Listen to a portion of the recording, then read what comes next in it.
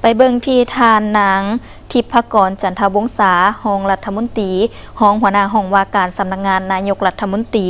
ผู้ปฏิบัติหน้าที่โฆษกรัฐบาลได้แถลงข่าวผลกองประชุมรัฐบาลสมัยสามัญประจำเดือนมังกรปี 2023 ในระหว่างวันที่ 6-7 กุมภาพันธ์ 2023 ที่สำนักงานนายกรัฐมนตรีภายใต้การเป็นประธานของท่านสอนไสย ศรีพันดรนายกรัฐมนตรี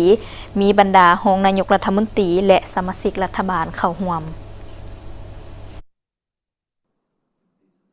กองประชุมรัฐบาลสมัยสามัญประจำเดือนมังกร 2023 ได้พร้อมกันปรึกษาหารือค้นคว้าพิจารณาบรรดาหัวข้อที่สำคัญและจำเป็นคือวาระที่ 1 กองประชุมได้พิจารณาและเห็นดีด้านหลักการรับร้องเอาบทสรุปเวียกงานพ้นเด่นประจำเดือนมังกร 2023 และทิศทางแผนการประจำเดือนกุมภาพันธ์ ปี 2023 ของรัฐบาลโดยมอบให้ห้องว่าการสำนักงานนายกรัฐมนตรีนำไปปรับปรุงและเรียบเรียงคืนให้มีเนื้อในละเอียดครบถ้วนสมบูรณ์ขึ้นเติมพร้อมกันนั้นกองประชุมได้ชี้นำให้สมาชิกรัฐบาลจงพร้อมกันยกสูงความรับผิดชอบในการจัดตั้งปฏิบัติทิศทางแผนการประจำเดือนกุมภาพันธ์ 2023 โดยหันเป็นแผนเวียกจุดสุ่มละเอียดยกสูงความรับผิดชอบในการจัดตั้งปฏิบัติเวียกงานตามพระบทบาทหน้าที่และขอบเขตสิทธิของตนเองเพื่อพร้อมกันจัดตั้งผันขยายแผนพัฒนาเศรษฐกิจสังคมแผนงบประมาณแห่งรัฐแผนเงินตราและแผนการแก้ไขผลการตรวจสอบปี 2023 ให้สำเร็จตามคาดหมายและแผนการที่วางไว้วาระที่ 2 กองประชุมได้พิจารณาและเห็นดีด้านหลักการรับร้องเอาห้างดำรัสว่าด้วยกองทุนพัฒนาอาชีวศึกษากองประชุมได้ชี้นำให้กระทรวงศึกษาธิการและกีฬาสมทบกับกระทรวงยุติธรรมและภาคส่วนที่เกี่ยวข้องเพื่อปรับปรุงและเรียบเรียงให้มีเนื้อในที่จะแจ้งรัดกุมครบถ้วนสมบูรณ์ถูกต้องตามหลักการสร้างนิติกรรมและสามารถจัดตั้งปฏิบัติได้โดยเฉพาะการอธิบายคำศัพท์เป้าหมายการนำใช้กองทุนการคุ้มครองเบิกจ่ายและการนำใช้เงินโครงประกอบบุคลากรของสภาบริหารภายหลังปรับปรุงสำเร็จแล้วเสนอขอที่ชี้นำจากทานรองนายกรัฐมนตรีผู้ชี้นำเวียกงานของเขตการปกครองวัฒนธรรมและสังคมเพื่อมีคำเห็นก่อนที่จะเสนอทานนายกรัฐมนตรีพิจารณาลงนามประกาศใช้วาระที่ 3 กองประชุมได้พิจารณาห่างมติว่าด้วยการพัฒนาทรัพยากรมนุษย์ที่มีคุณภาพตอบสนองให้แก่การพัฒนาในเงื่อนไขใหม่กองประชุมได้ชี้นำกระทรวงศึกษาธิการและกีฬาเป็นใจกลางประสานสมทบกับภาคส่วนที่เกี่ยวข้องปรับปรุงเติมเป็นต้นโครงสร้างของบทการใช้คำศัพท์และประโยคคำเว้าที่เป็นเอกภาพกันกำหนดความรับผิดชอบของภาคส่วนต่างๆต่อกับการพัฒนาทรัพยากรมนุษย์ให้ชัดเจนละเอียดและจ่าแจ้งโดยเฉพาะอันใดแม่นของรัฐรวมหมู่หรือบุคคลรวมทั้งการตีราคาผลการพัฒนาทรัพยากรมนุษย์ในระยะที่ผ่านมาให้สอดคล้องกับความเป็นจริงขึ้นเติมการกำหนดเป้าหมายคาดหมายและมาตรการจัดตั้งปฏิบัติให้มีความชัดเจนทิศทางการพัฒนาทรัพยากรมนุษย์ให้สอดคล้องกับแผนพัฒนาเศรษฐกิจสังคมก็คือแผนยุทธศาสตร์การพัฒนาประเทศในแต่ละระยะโดยถือคุณภาพเป็นกบพร้อมนั้นก็เสนอให้มีการจัดสัมมนาวิชาการเพื่อระดมความคิดเห็นและสร้างความเป็นเอกภาพต่อกับห่างมติดังกล่าวภายหลังที่ปรับปรุงสำเร็จแล้วส่งห่างมติดังกล่าวให้ห้องว่าการศูนย์กลางภาคพิจารณารายงานกรมการเมืองมีทิศชี้นำในขั้นต่อไป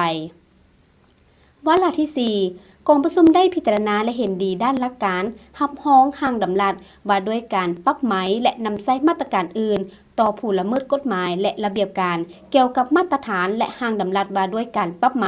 และนำใช้มาตรการอื่นต่อผู้ละเมิดกฎหมายและระเบียบการเกี่ยวกับการวัดแทก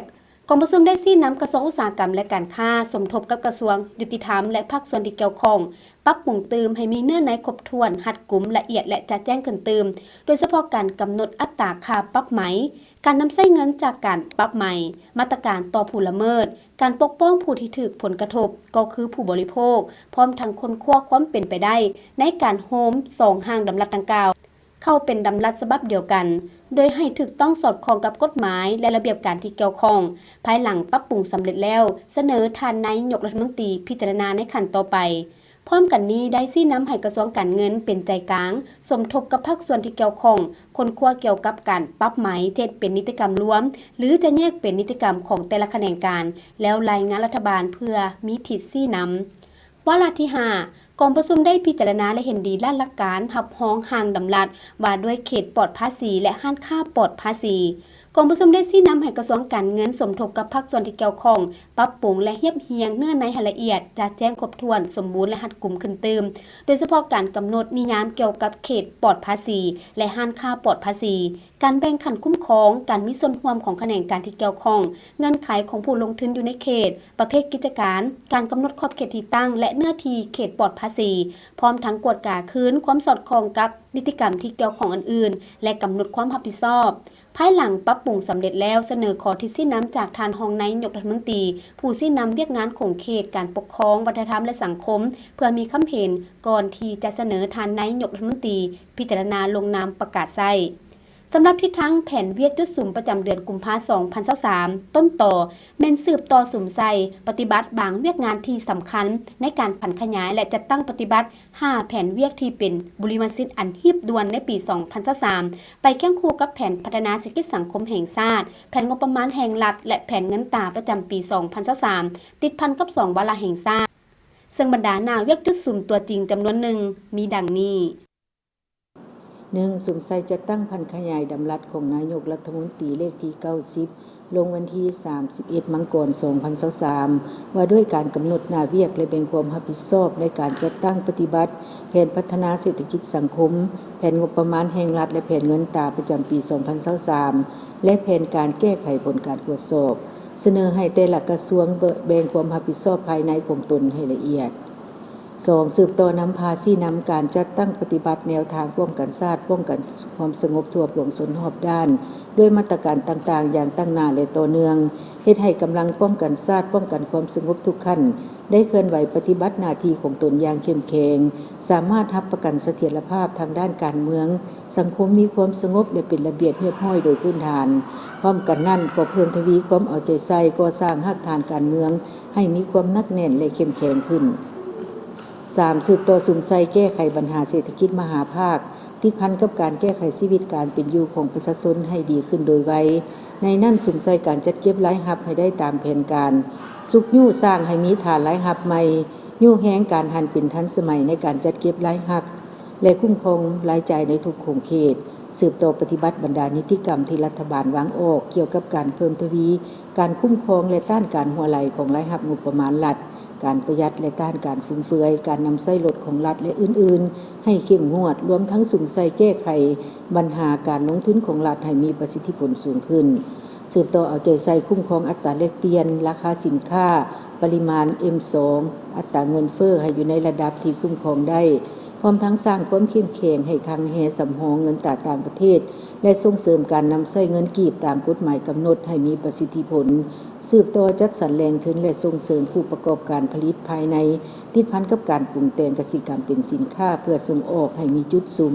ถึกเป้าหมายและสามารถแข่งขันในตลาดแบบยืนยง 4. สืบต่อซอกหาและจัดสรรแหล่งทุนไว้เพื่อแก้ไขหนี้สินให้ทันเวลาเพื่อบ่ให้ตกเข้าสู่สภาพที่บ่สามารถชำระหนี้ได้ 5. สุ่มใส่พัฒนาการบริการและโครงสร้างพื้นฐานเพื่อรองรับให้การท่องเที่ยวโดยเฉพาะการซ่อมแปลงเส้นทางเข้าสู่แหล่งท่องเที่ยวที่เป็นเป้าหมายรวมทั้งส่งเสริมให้ภาคธุรกิจลงทุนพัฒนาฟื้นฟูแหล่งท่องเที่ยวและอุตสาหกรรมการท่องเที่ยวให้หลายขึ้นพร้อมนั้นสืบต่อปรับปรุงและยกสูงคุณภาพการบริการผู้โดยสารทางรถไฟและการบริการขนส่งสินค้าให้ปลอดภัยสะดวกว่องไวและมีประสิทธิผลสูงขึ้น 6. สืบต่อเร่งปรับปรุงกลไกการอำนวยความสะดวกในการดำเนินธุรกิจและส่งเสริมการลงทุนให้ดีขึ้นตามบรรดาหน้าเวียกตัวจริงที่ได้กำหนดในมาตรา 5 ของดำรัสนายกรัฐมนตรีเลขที่90ลงวันที่31มังกร2023สืบต่อเร่งสุกยู่และส่งเสริมบรรดาโครงการลงทุนของต่างประเทศที่ได้อนุมัติแล้วให้มีความคืบหน้าและมีผลได้รับตัวจริงตามแผนที่วางไว้ 7. สืบต่อสุ่มใส่พัฒนาฝีมือแรงงานให้มีคุณภาพสามารถตอบสนองตามความต้องการของตลาดแรงงานสืบต่อปรับปรุงกลไกการขึ้นทะเบียนและออกใบตดินในขอบเขตทั่วประเทศให้มีความสะดวกว่องไวและรับประกันความถูกต้องตามทิศหันเป็นทันสมัย 8. สืบต่อการเกี่ยมความพร้อมและจัดงานกีฬาแห่งชาติคนพิการที่จะจัดขึ้นในเดือนกุมภาพันธ์อยู่ที่แขวงเสียงขวางให้มีบรรยากาศฟดฟื้นและรับประกันให้มีความปลอดภัยรอบด้าน 9. สุ่มใส่จัดตั้งพันขยายผลการเยี่ยมยามของการน้ำขั้นสูงให้เป็นรูปธรรมโดยเฉพาะผลการเยี่ยมยาม และบทบันทึกการร่วมมือกับประเทศเพื่อนมิตรยุทธศาสตร์สุมใส่กาเกี่ยมความพร้อมรอบด้านเพื่อต้อนรับการเยี่ยมยามทางการของท่านนายกรัฐมนตรีแห่งราชอาณาจักรกัมพูชาและการเคลื่อนไหวต่างประเทศของการนำตามแผนการพร้อมกันนั้นก็เอาใจใส่ติดตามสภาพการสากลและภาคพื้นอย่างใกล้ชิดเพื่อกำหนดทัศนะและมาตรการรับมือแต่หัวที